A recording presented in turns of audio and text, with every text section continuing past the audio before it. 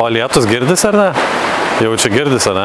Nu, okei. Tai šiandien kalbėsim apie žemę ir žemdirbius. Aš vaikystėje gyvenau Žemdirbių gatvėje, tai ta Žemdirbių gatvė, tas pavadinimas man visada buvo toksai paklaustukų. Nu, ką tas žodis reiškia. Tai visada kažkaip tai eidavai ir pagalvodavai, ką tas yra, kas tas žemdirbys. Tai čia yra, kaip ir kiekvienoj situacijai, priklauso to žodžio reikšmė, tai kaip kiekvienas žmogus jį vertina.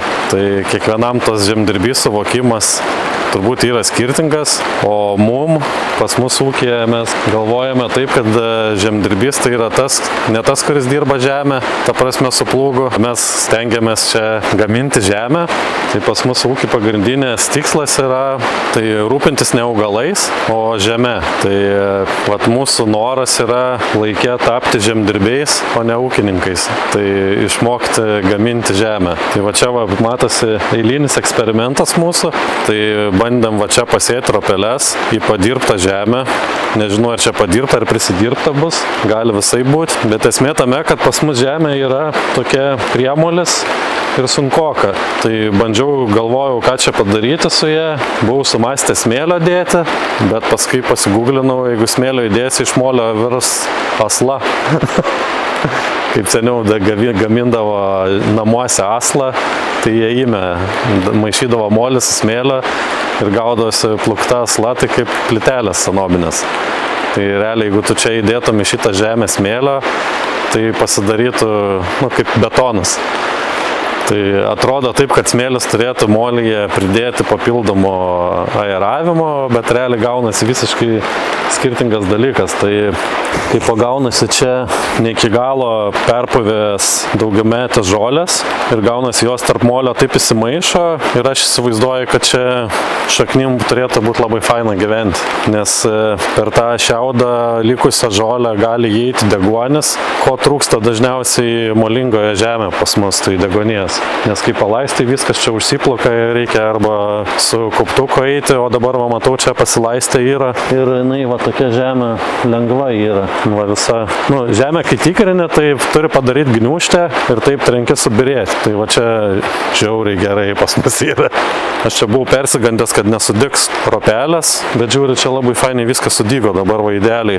Tai va čia, kadangi mes prie paprikų papildomai dar čia įsisėjom ropelės, kad jos greitai užaugtų, tai šį čia papūvusią žolę, tai mes įterpėm į dirvą, nes reikėjo čia įsėti, va ropelės yra jau sudygę, tai aš ant viršaus negaliu dėti, tai gaunasi papildomus darbus. O va šita yra tai tinginių lysvė, nes čia daugiau darbo, o čia yra viskas paprasčiau, nes čia baklažanai auga ir mes čia nieko nesėsim, tai realiai tą perpūvusią žolę aš tik uždėjau ant viršaus ir gaunasi taip, kad mažiau darbo čia ir tada, kai čia tą vietą ravėsiu, ta žolė po biškį ją valgys visokie mikroorganizmai ir jinai įsiterpinės į dirvą.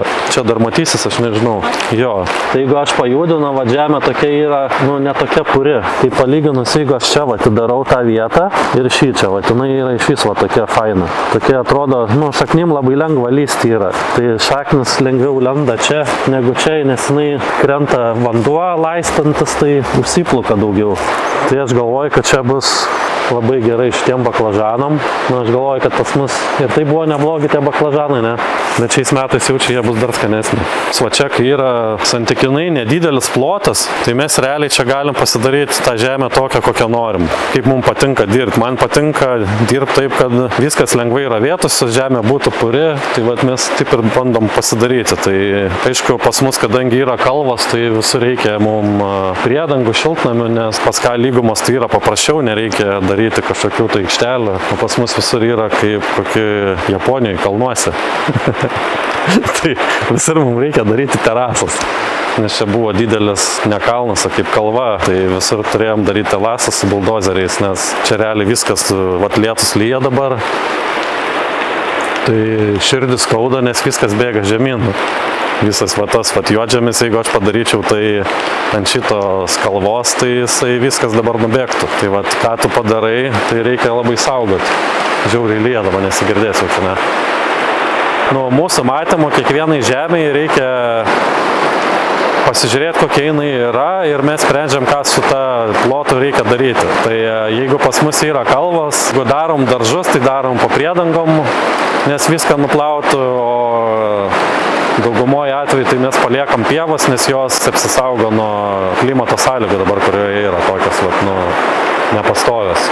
Ir realiai ten irgi gali būti grūdus kažkokios tai sėti ar dar kažką, bet aš, kai toks, biški pavalgęs, tai aš neinu į baletą, žinai, mokytis.